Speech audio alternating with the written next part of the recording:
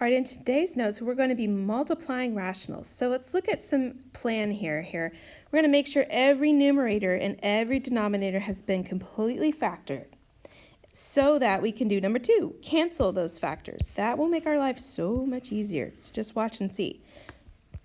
Now, rules of what you can cancel. You can cancel up and down, or you can cancel diagonally.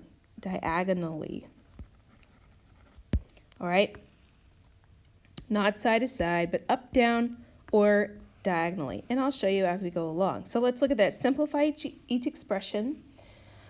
Box your answer. Make sure any restrictions are on the variables, just like we did before. So we want to look at this and just factor our hearts out. Okay, so if I look at this first one, that looks like it's already factored out. Really pretty. Okay, great. That first rational expression is done. Now let's focus on this one. So if I factor the top here, that's a difference of squares. So that's x plus 2, x minus 2. The denominator, I'm going to have to do the multiply add thing in my head. Multiplying to negative 2, but I'm adding to a positive 1. So that means I need an x plus 2, x minus 1. Now, look at all this. Kind of lean back and look at this. What can I cancel? Up and down, or diagonally. So here's an x plus 2 and here's an x plus 2. That is legal. Here's an x minus 2, here's an x minus 2. That is legal. Whatever's left is your answer. So x plus 2 is left on top, x minus 1 is left on the bottom. Now, let's stop and think about our restrictions though.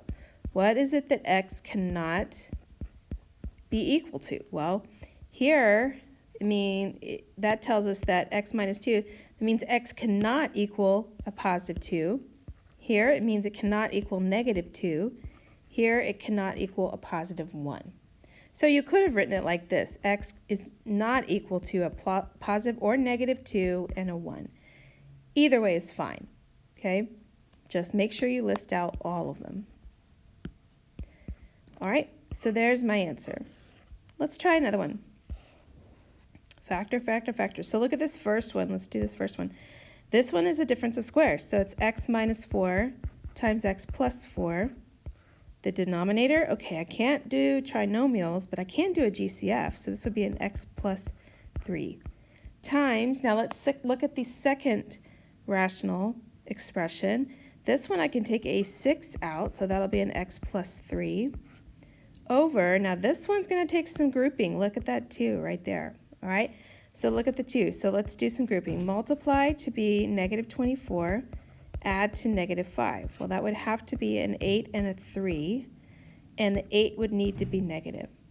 So let's do that. So 2x squared minus 8x plus 3x minus 12. And we group. We're going to have 2x in common, so we'll do x minus 4. Bring down the plus sign. These two, I can take a 3 out, so I'll have x minus 4. All right, now I can come back to my equation. Let's put everything in we have. So 2x plus 3, and then I'll have x minus 4. Okay? So let's do some canceling. Let's see what we can get rid of. So here's an x plus 3, here's an x plus 3. Here's an x minus 4, here's an x minus 4. Everything else, let's see, what else? Okay, 6 and 2. Can't we divide that 6 by the 2 and that would give me a 3? All right, great. Now let's see what we're left with here. On the numerator, we'll have 3 times x plus 4. In the denominator, I'll have 2x plus 3. Now let's look at what is it that x cannot be. So let's take those factors in the denominator. So it can't be, what, negative 3. This one, what's that going to become? Hopefully you can do that in your head. 2x plus 3 equals 0. If not, here's what you do.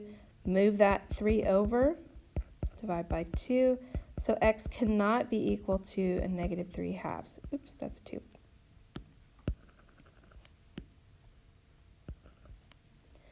Negative 3 halves, and this one would be a positive 4. So I kind of ran out of room, but you get the idea. Negative 3 halves, and a 4. All right, hope you enjoy this. This is kind of fun, and we will see you in class.